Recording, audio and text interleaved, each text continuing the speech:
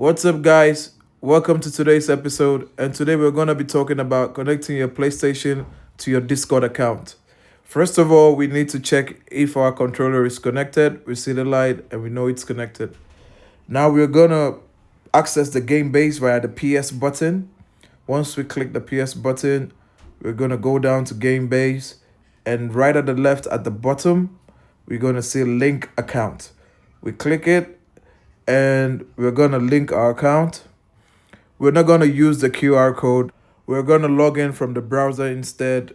And when we use the browser settings to log in, we're going to be asked to use our email and password to input them before we can access our Discord account.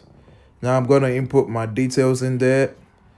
And once I'm done, I get connected to my account. And that is how you connect your PlayStation to your Discord account. You have it there. That's going to be all for this tutorial today. Until the next time, see ya.